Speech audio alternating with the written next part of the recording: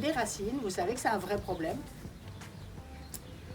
Pour les jardiniers, quand il s'agit d'arracher une souche, ou quand les racines traçantes d'une plante invasive envahissent le jardin potager, par exemple la potentille, on s'énerve tous après ça à se dire comment faire pour s'en débarrasser. Et aussi quand le massif de bambou du voisin gagne du terrain chaque année et arrive jusque chez nous, tout le monde dit c'est les racines. Donc ça énerve et comment faire? Donc nous partons de là, nous partons des problèmes très concrets. Ensuite, nous cherchons des solutions. Alors nous faisons des visites de jardin dans la commune, nous allons chez les uns et les autres, et là il y a des échanges sur les bonnes pratiques. Il y en a qui savent faire, d'autres qui ne savent pas, et on discute.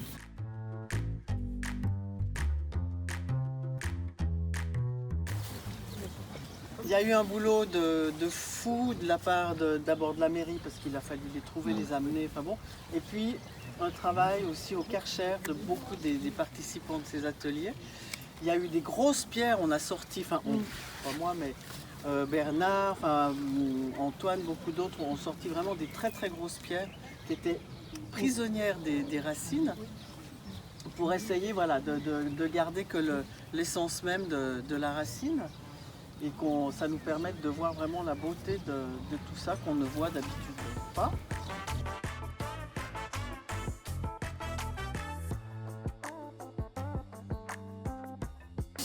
C'est une première pour moi. Déjà de la découverte de l'association, découverte de tous les bénévoles. Donc c'était riche d'expérience et puis j'ai participé du coup à l'atelier qui consistait à enchevêtrer des racines. Voilà, et ensuite de les suspendre. Une belle réussite.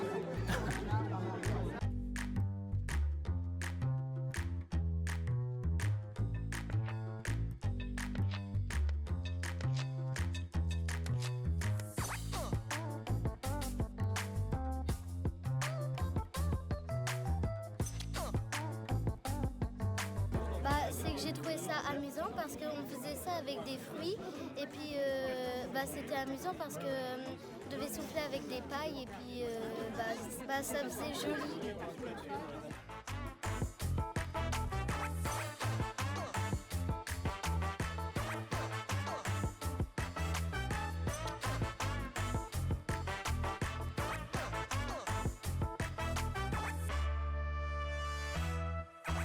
Cette idée a commencé quand l'artiste nous a présenté le projet. Une petite révélation, je me suis dit on pourrait faire des sapins de Noël montés sur des tiges de fer et assembler des toutes petites souches pour en faire quelque chose qui ressemble à ce qu'on veut.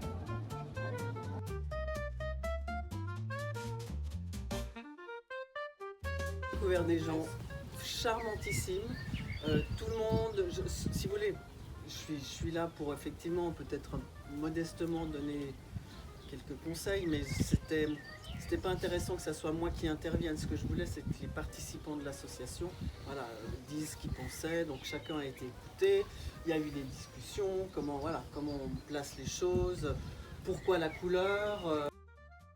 Je trouve bien parce que c'est intéressant de voir les racines parce qu'elles sont pas tous pareilles. C'est intéressant.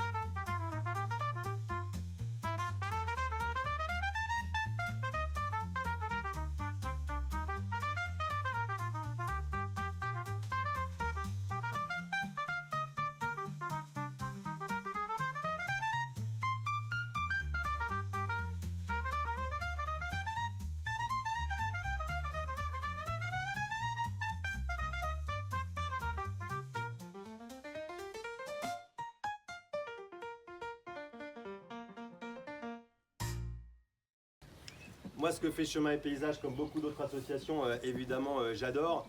Et sur ces opérations-là en particulier, parce que bon, j'ai une fibre agricolo-écolo, et ça, ce genre de choses, ça ouvre vraiment les yeux sur, tu le disais Valérie, voilà, ouvrir le regard, regarder différemment. Bravo à Chemin et Paysage, à Marianne et toute son équipe, et bravo à Valérie, que j'ai perdu, qui est là. Valérie Lugon et toute son équipe aussi, enfin ses apprentis artistes.